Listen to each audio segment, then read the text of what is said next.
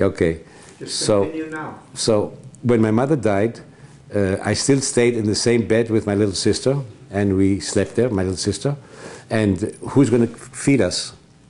How are we going to get food? I was 10 years old. This was in Siberia. In Siberia. She was 5 years old, something like this, maybe 5.5.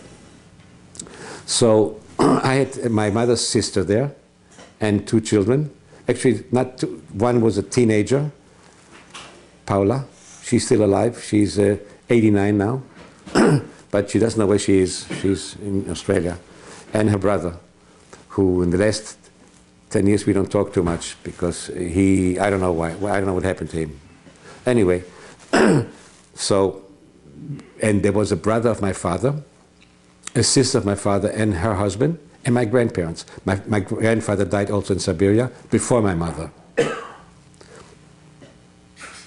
So they decided, the family, that, and there was a first cousin to my father and my mother with 7 children, which I said before. The youngest one was, I think, 13 or 14, and the oldest one was 21, 22. All those girls and one guy went to work in Siberia. So they brought back home food, bread. Did they share it with us? No, they didn't. I'm coming to some point that they are still alive, and I'm in touch with the second and third generation, fourth generation, but I never told them what their parents did or didn't. 2 of those siblings are still alive. They're in their 80s, late 80s, early 90s. But they don't remember anything. If I ask them, do you remember Siberia? Nah, they don't want to talk about it. Anyway, so my family decided, my mother's sister and my father's brother, who were also first cousins, by the way. They weren't married, but they were like my parents were. That one day, Nellie and I will eat with my aunt, my mother's sister, and the next day I'll eat with my grandmother and my uncle from my father's side, right? We'll eat, so they'll have to feed us. So we went the first day to my aunt, and whatever she fed us, I don't remember, but I looked at Nellie, Nellie looked at me, and she said, I'm hungry. I said, I'm hungry too. And I said, let's go outside. You see, we had a room with the family, but there was a corridor, because there was like a barrack. So we went out there, and he said, you know what, Nellie? I said, let's go to the uncle and say we didn't eat. We'll get another meal, right? She said, good. So we went to our uncle, and we said, okay, what's going on? Well, we said we're going to eat one day here, one day here, so we came to eat. And my uncle said, you're supposed to eat there. Oh. I said, well, we didn't eat there. I lied. And he came to me and says, you did eat there. Nellie, did you eat there? And she started to cry. Wow. He knew that he ate. And guess what? I got a backhand from him. Wow. A real backhand. And because you lied, you should not lie. You should steal, but not lie. You can do other things, not give you food, but that's okay. I went out with Nellie. She cried more than I did. Hitting me didn't bother me, but I was hurt inside. Yeah. That uncle made it in life. He has 2 daughters today and 14 grandchildren. He's dead already, my father's brother. And when I tried to tell this to my father later, many years later, no, he said, it didn't happen. You're making it up. You're really making it. He didn't want to believe it. No, no, didn't want to believe it. And I never told to my cousins. I don't want to talk about it. But I made the decision then, with Nellie, that we have to survive on our own. We have to do whatever we can. We didn't stay there much longer. We ate with my one aunt and one uncle, but somehow, I don't know how we survived. But 5 weeks later, all the family got together, and we were put on a train. We went to Tashkent. Tashkent is a capital of Uzbekistan. Uzbekistan is one of those. It's like Kyrgyzstan, Kazakhstan, and there's a whole bunch of stunning. My wife Rina calls them stunning. We came apparently a few 100,000 people, Polish and Jews, to that city. There was no room in the street on the floor. Of course, there was no food to get. There was no way to get food, whatever. So my family decided to leave there right away, all of us. We decided to go to a kolkhoz. The name of the kolkhoz was Kaganovich, and the name of the famous Russian, one of the leaders, Kaganovich. And they were picking cottons there. They had cotton fields. Kaganovich, that little kolkhoz, it's called in Russian kolkhoz. This is how they call those little villages. It's a co-op deal. Was in the county of Turkestan, which is the southern part of Kazakhstan. There's a city named Turkestan in Kazakhstan. Kazakhstan is one of the biggest countries in Russia, Asian, but they have also little like counties. Like this is Alameda County. We live in Santa Clara County, and this was a county called Turkestan, which has a capital city, like we have in Santa Clara. We have Santa Clara County, and there's Santa Clara City, right? Yeah. This was a city of. We went next to the city was a little kolkhoz, because this county was big, probably like the whole Bay Area. Space is very big there.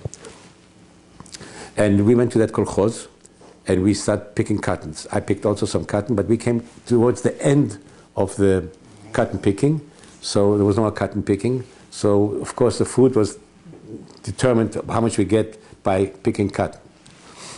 And things were getting bad. We had no food. The villagers didn't cooperate with us because they were angry because we were white people like the Russian whites that took advantage of them. They didn't know we were Jewish. They didn't care we were Jewish. We were white people, yeah. Whatever. But not the right people that control them and feed them and take money from them and take food from them. But white people, yeah. They put us in there. So they thought that we are maybe, I don't know, gangsters. I don't know what. They didn't want to have to do with us anything. So they didn't cooperate. You could go to them, beg them, they wouldn't give you anything. We did receive there, not any more bread, but we received wheat. And we had to grind it. And two big stones, you know, that old-fashioned way. You put this wheat in the middle, you grind it, and the flour comes out on the side.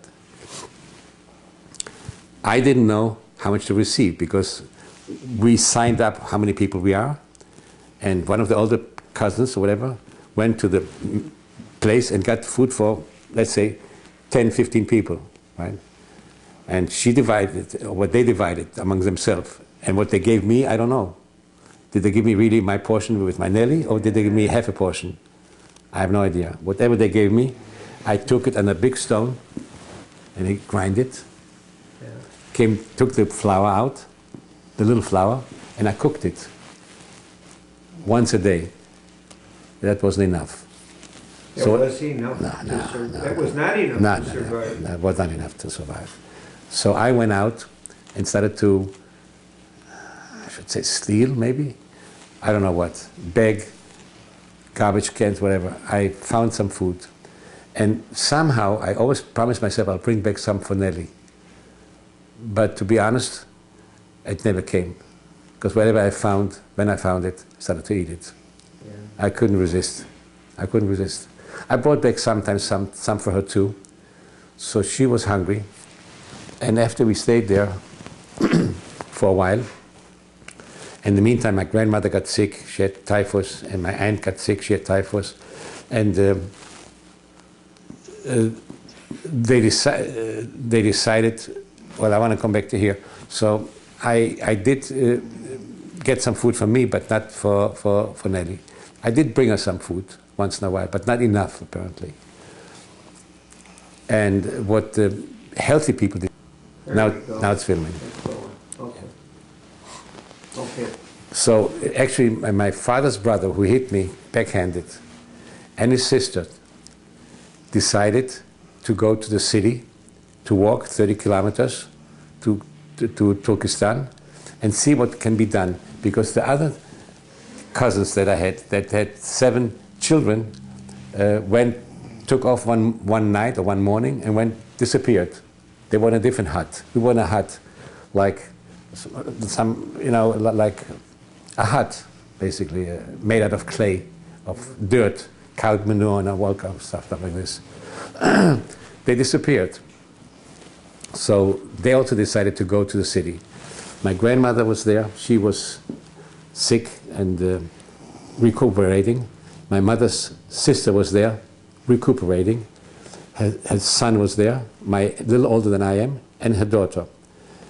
That uncle took my niece, my cousin too, and she said, I'm not going to go alone for other reasons, and I don't want to mention them here. She wants to go with her brother. So she went with her brother. And we were left, my grandmother in that place, sick but recuperating, my aunt, my father's sister's husband, and myself. There were 4 people left. And they were supposed to come back after a few days and would pick us up and bring us back. I don't know how many days they were gone. I just know that at some point my grandmother died. She was laying there. My aunt died next day or 2 days later. And I looked at my uncle who was married to my father's sister. And he looked at me and he said, you know, we might not make it out here. They might not come back in time. So we were laying there in bad shape in that kolkhoz, while in our room were 2 dead people. And I don't know if it was 1 day, 2 days, a week or 2 weeks. But I was asleep already. I was dozing in and out.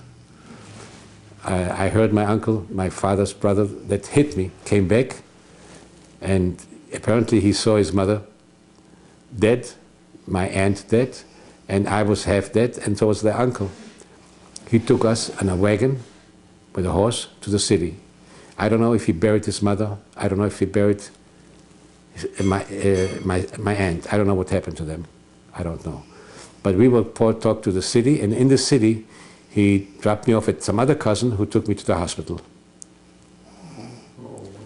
My uncle died later on, so all of those people died. And in the hospital, I stayed a few months. I want to make a break. Go ahead. I'll come back to that hospital. Okay. Now we're getting it. Yeah, it's coming. It's fine. Can you please continue? Yes. Like I said, hunger is a very difficult situation. And when you start eating a little bit, well, it's very painful. Not only physically, but mentally. I'll come back to the hospital. In the hospital, I recuperated. I got better because I did not have really typhus. Maybe I did have, but in mild way.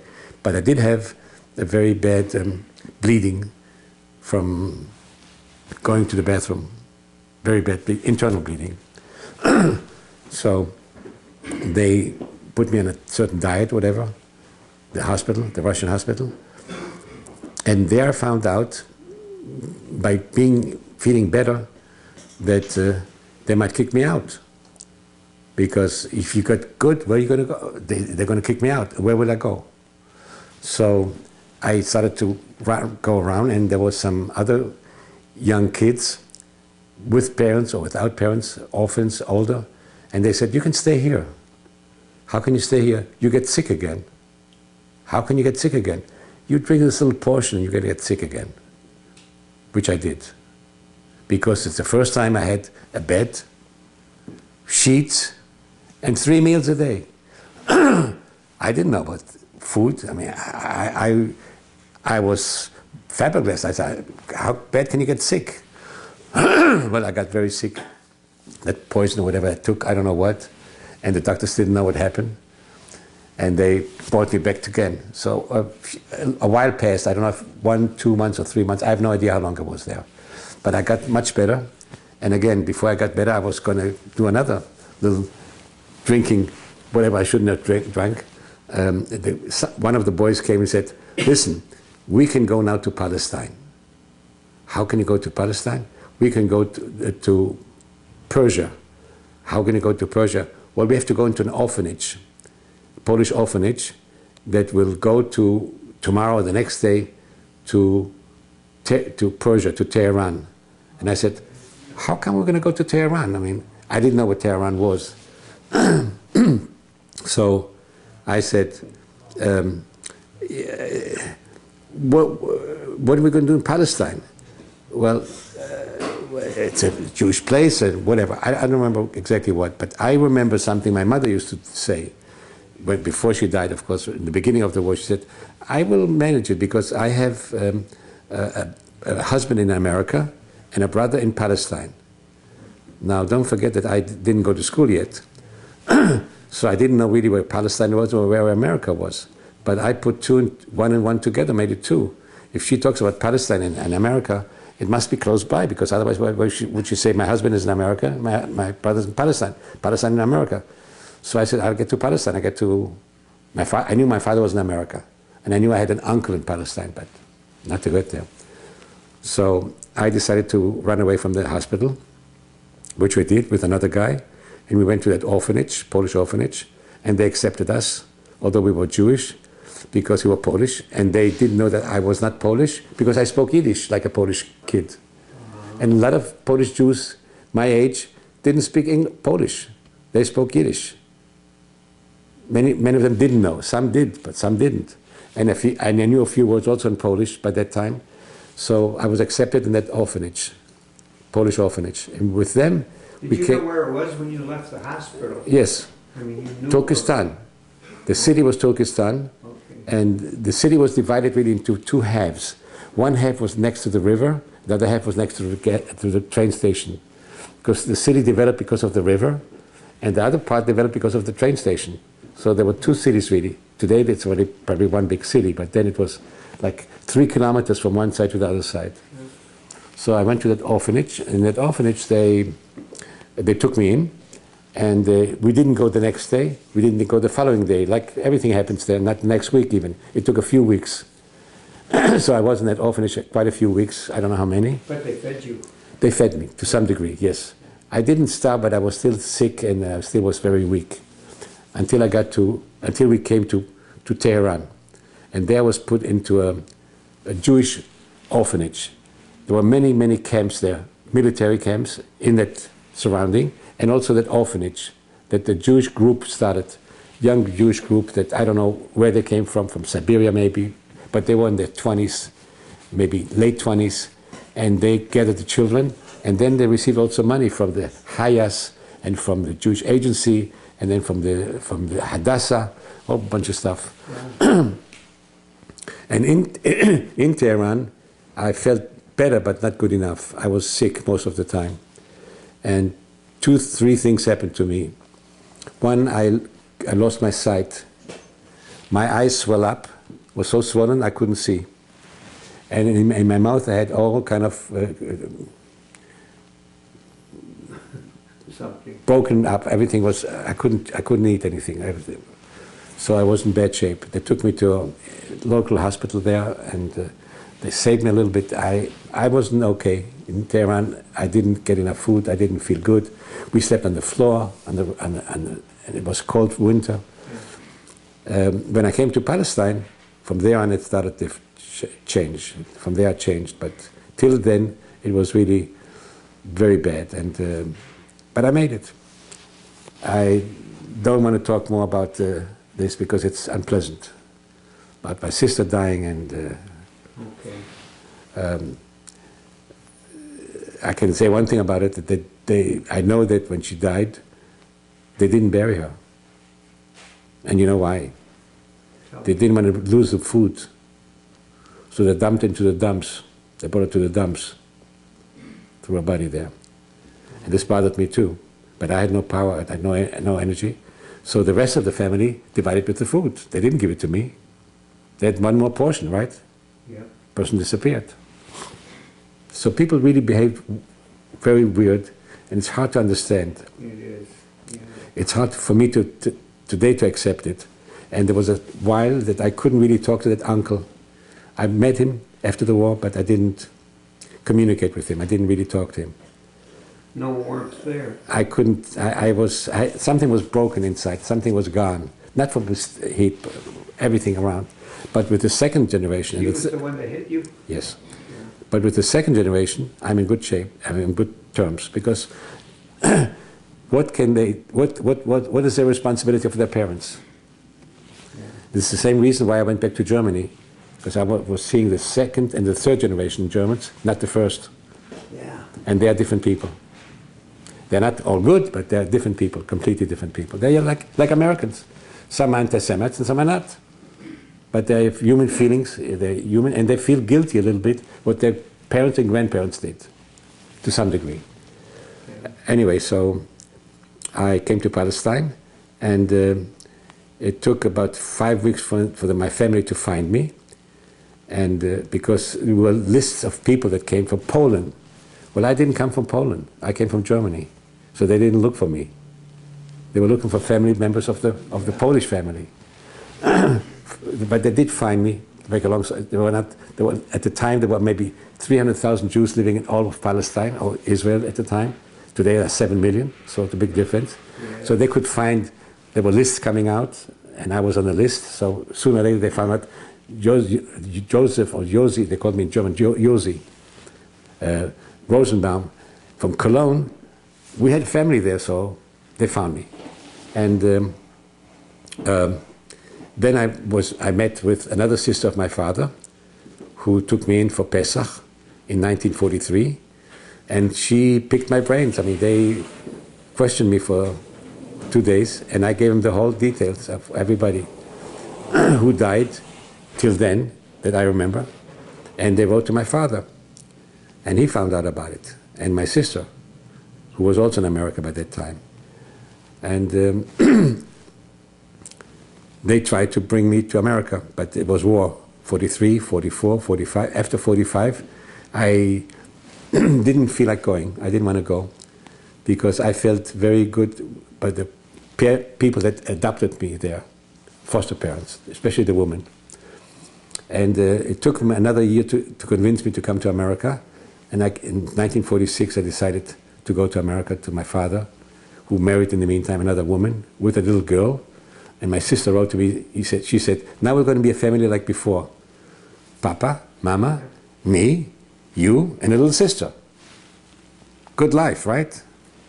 Well, not exactly, but this was what it was. So I agreed to come to America. But before I came to America, I want to make a point also that I started to realize while I was in Israel, recuperating in a farm village, working there, I saw that there were other siblings, little kids with older brothers and sisters. And I started to feel guilty because how come they made it and I couldn't bring Nellie with me? So I got a very bad guilt feeling, and apparently I had some problems, emotional problems. And I found out only a few years ago, they had folders on each child that came from Tehran.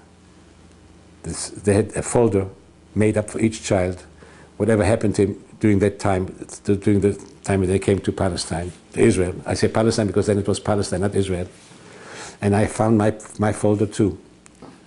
I got a copy of it. It was nice information there that I went apparently to quite a few psychiatrists to straighten me up or whatever, or straighten me out. And I had also one curious feeling that I know I had a problem, because what happened to me when I was 14 years old, when I came to Palestine I was 12, not yet, I was almost 12. I had a bar mitzvah the following year, and by 14 I was beginning to realize that I'm living a good life. And the guilt feeling of Nellie not being there was so powerful that I started to wet at night in bed at age 14. And that lady, that mother of mine, that stepmother, understood, and not she, but the guy that was in charge of us, took me to some psychiatrist. I remember that case because they wanted to find out what's happening. I didn't know why I was doing it, but she I saw 3-4 different psychiatrists during that time. This was from my folder I found out. I remember only one, that case that I wet the bed, which I felt very bad about. And what she said to me is, it was a guy or a woman, I don't remember. She said, what is very dear to you now? What do you? I said, well, I'm going to school, and I have this notebook where I write down my homework, what I do. And without this, I would be lost. I have what class I have, what time, whatever. So she said, take that notebook, put it under your bed, right under the sheet where you sleep, where you might wet again. I went to sleep that night. I didn't sleep. I was afraid to sleep. I knew what was going to happen. Yes. By the second night, I got tired. I did sleep in and off. But by the third or fourth night, I started to sleep, and since then I never wet my bed. This shows you psychiatrists what they can do. Wow, that was interesting. I didn't know it, but I realized later on, when I saw my folder, that how many psychiatrists I did see, and what they talked to me about, all kind of stuff. It's all in the record. Yeah, it's all in the record book. They kept books of each child because we were all weird, a little bit different ways. Some put bread under their pillows, which I never did in Palestine. Some were saving bread, which was mildewed, whatever. Every child had different ideas. It'll come out one day. But anyway, I went to America. I decided to go to America, and I had here some big surprises.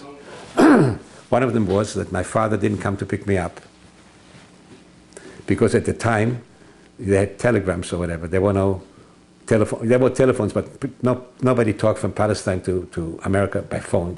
Very few people. Very few people went by plane. So there were a lot of marine ships that were converted to passenger ships, where we were sleeping like 400 people in one room, in hangars, like 3 hangars. And my uncle apparently wrote to my father that I'm coming with this certain marine ship. And I came with another marine ship. So my father came to pick me up, and I wasn't there. So he said, well, let's find out when the next one comes. Because each few days another marine ship came in and it went out. My father didn't come. My sister came the next day, and she picked me up late at night. The Hayas took me in, and they wanted to take care of me. But anyway, she came. And the first thing she did the next morning, she told my father, I'm going to take him and dress him up, because I came with sandals. It was August, September. Shorts, being 15 and a half years old. Rich American boy in those days in New York went shorts with sandals and a t-shirt. So she took me, bought me a suit, got me dressed up. And when I remember when I was putting on long pants, it was bothering me, it was itching. Because I never went with long pants. I don't remember when I went last time with long pants. In Israel, I never went with long pants, only shorts. Yeah. Right. All the 3 years I was in Israel. Before this, I don't know what clothes I went. So I had problems adapting to America. But I did adapt. And I found out very fast that my father didn't marry the Mother Teresa, but he married a witch, a crazy witch. Oh, wow. And what happened was that the first Friday night we were together, my sister, older sister, came also, and we had dinner. My father sang prayers, whatever, which I helped him out a little bit, which I knew, some I didn't know. And then after dinner, my older sister said, I want to take Yossi for a walk. I want to talk to him. I want to be alone with him. And my father's wife, I don't want to call her stepmother, said, well, take Evelyn too. Her daughter was 10 or 12. And Ines said, my sister said, no, I want to take him alone, because I want to be with him. I didn't see him. It's an opportunity for me to talk to him. You know, he's been here now 2-3 days. and that lady said, no, you have to take her too. And before I know, they had a big argument in English. I didn't speak any English. But the end of the argument was my sister left the house. And I stayed there for a little while, but I left too. Because my father tried to live his life through me to some degree. I can't get rid of it. Want a little more water? No, it's coming up, but it's not coming up enough. Maybe I talk too much. Where was I? That you left And your father lived through you a little? Yeah, well, my father wanted to make out of me a rabbi. But your sister was unable to get you alone to talk with you alone. Yeah. She went to live. Yeah, I did meet her later on. We did meet and talk, but not that evening. But I went to live with my aunt. And then my father put me in different yeshivas, very Orthodox yeshivas, which... was your father Orthodox? He became very Orthodox after he found out that his parents died and his wife died, my mother, apparently. Oh. Apparently he was Orthodox, but not normal Orthodox, but he became extremely Orthodox. And he wanted to make me Orthodox too. And I was ready, but not to a certain degree. I started to question already God. Where was God really? In Siberia, in Auschwitz, and other places. Was he there? Was he there when my little sister died, my mother died? Who was there, and why? Why did it bothered me more my little sister than my mother. So my religious feelings started to question. I was between 15 and a half and 16 and a half. By 16 and a half I was gone with religion. It was gone for me. I mean, this kind of religion. And so my father put me to different yeshivot, and I left it at the age of 16 and a half. I said, that's it, no more school. I'm going to go work. And I did work. And I tried to go back to Palestine, but I couldn't. I had to wait till I was 18, because he had power. I couldn't really leave the country without his signature. By 18, I could leave without his signature. So by the age of 18, I went back to Palestine, to Israel, actually, on my own. And what I did in New York, I did all kind of art jobs. I learned English by myself. My sister gave me some books to read, but really to speak, you cannot read by books, but you cannot go. So I started to work, right? I had different jobs. Between one job and another job, I went to the agency in Manhattan, in the middle, near Times Square, not far, a few streets away. It was an agency. I got there at 9 o'clock in the morning, signed up, and they couldn't find a job for me. So guess what I did? I went to 42nd Street and saw a double feature. You had money to... I worked. 25 cents, a double feature, 2 movies, right? After 2 movies, I went out, got a bite, went back to see the same movies. You know why? I didn't understand them. I did it for 2 or 3 days. By the 3rd day, I saw it 9 times, the movies. I started to understand. I couldn't speak, but I started to understand because, you know, you see it over and over and you hear the words. So within a short time, I started to speak and I started to read. That's my English education. You educated yourself. Yes. Self-educated. I got back to Israel in 49, and after a while I got some jobs. I discovered that I love music. I was crazy about music, classical music. I heard the first and the 9th Symphony of Beethoven, wow. And it drove me up the wall. I said, this is God, this is really something. And I started to look into it. By that time I was drafted into the army, and I did stop smoking. I sold my cigarettes, and I took music lessons. I also bought myself a harmonica, and I played the harmonica. Wow. Can you still do it? Yes, the harmonica I can still play. Wow. I learned also flute, but the flute I lost the touch of it, but harmonica I still play. Sometimes if I'm in the mood, I play some classical music. I like to play on the harmonica. Wow. So while I was in the military, I advanced, also became a sergeant, and the officer was the commanding officer liked me a lot, and he wanted me to go to officer school and sign up into the army and be under him. He would become a major, I would become a lieutenant, and then a captain. He planned it out for me. I said, Polivka, I'm not going to do it. His name was Polivka. I said, I'm not going to do it. I'm going to go back to America. I want to study music. So he said, okay. So I said, you have to help me out on this. Not only will I not sign up and go to the army, you have to work out that I can get released before I'm 21. Because after 21, I needed a visa. But before 21, I was still a child considered. I could come here to my father without papers. So I convinced him, and I was supposed to be discharged end of March. End of March is my birthday. I had no money to fly, so I said. How long did you have to be in service? 2 years? 2 years. Yeah. Yeah, I was 2 years minus 3 weeks. He cut me back 3 weeks, so I had enough time to go.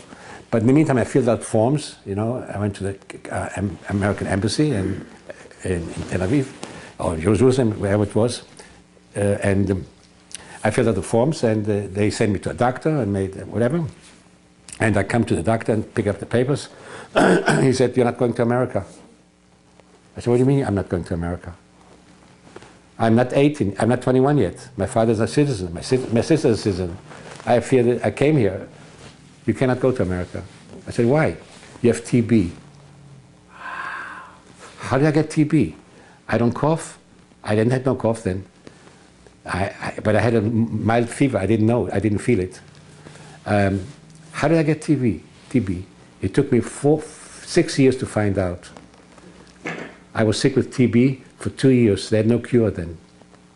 There was no cure yet.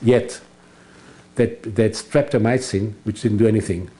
There was no cure for TB.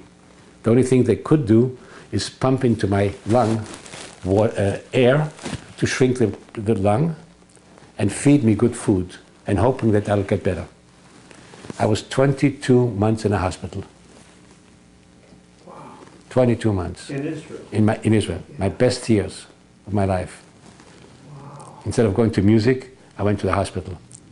I got better because the new medication came out, timing. I was lucky. Nicotine came out. And there was a new medicine that they tried out on very sick people that were dying, and people that were like me, not bad, but couldn't get rid of the germ. It was still sitting there in my lung, in my left side.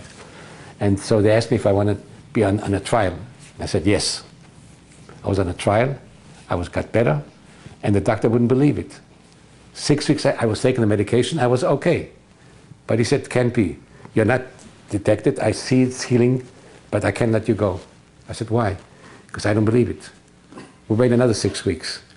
So I waited another 6 weeks, and he said, "You can go, but don't go to the beach. Don't do this. I mean, don't." I did everything.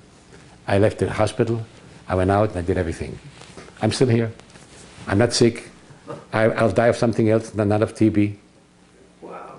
But getting the TB in my ears. That's Anyway, I didn't go to America. Do you still have a little time there? Yeah. How many minutes do we have? 20. 20. More closer to 50. Yeah. Okay, 20, well, 20 minutes. Yeah. So anyway, I went out of the army. That'll be the end. Yeah, I left the army. I was recognized by the military as a disabled veteran, because then I had 100% disability when I was in the hospital. I couldn't do anything. I was dying. I mean, you die. Those days, people died of TB. There was no cure. Yes. There was no cure. They kept you a little bit longer alive than 20 years earlier, but people died. In fact, they put me into a room where the person died the day before. So emotionally, I was very depressed, but I succeeded getting out of it. This was really my first real contact with the Holocaust, because in the hospital were quite a few people in their late 20s, early 30s, that had bad TB. Their lungs were eaten up. They had to take out the whole lung. They were left with one lung, sometimes half a lung, and they had all numbers, by the way. And what could you do there? Read books, which I didn't have the patience, and only listen to them, to their stories. And there I found out what the Holocaust really did. For me, I mean, I didn't know. I mean, I thought what I read was bad, but I didn't consider myself never that I'm a Holocaust survivor, because after I heard their stories and they made it, I said, what I made is pure luck. I was lucky, and I made it. I was very close to die, but I made it. But they survived. I mean, they really fought for their lives. But they were lucky too. They were very lucky too. So anyway, this is where I got my education of the Holocaust, really. But I went out of the army, I went out of the hospital, and I started to work. And I met a year later Rena at work. In Palestine. And in Palestine, in Israel already then. But she was born in... Yes, she was born in Palestine. And we decided to get married. And of course, we had to go to the league of TB people because her parents were very afraid of me. I was sick, yeah, but now you're well. People don't get well from this. People still believe that you cannot get well from this. That's it. You are sick and you're going to die from this. That's it. So we went to this and we got married. And again, we had a boy. I did all kind of works. I worked with the computer. I was a computer operator before there were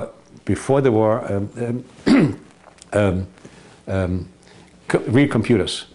IBM had accounting machines, big accounting machines. They did the same work with the cards. And I started to work with those cards in some companies. And I became a partner to a startup company like this.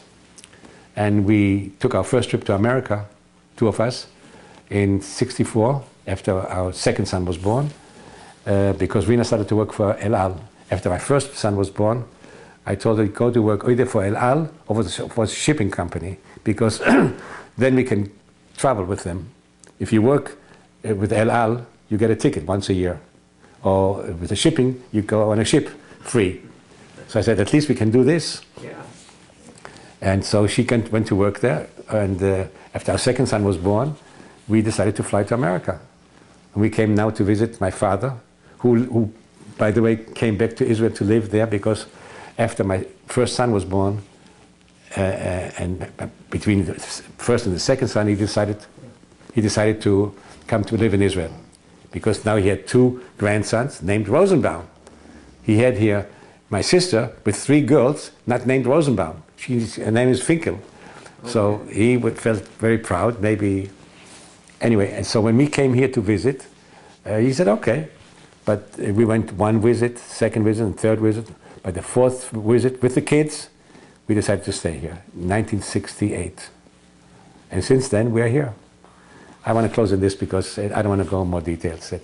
I think you have the gist of it. What kind of job did you have? I was a salesman.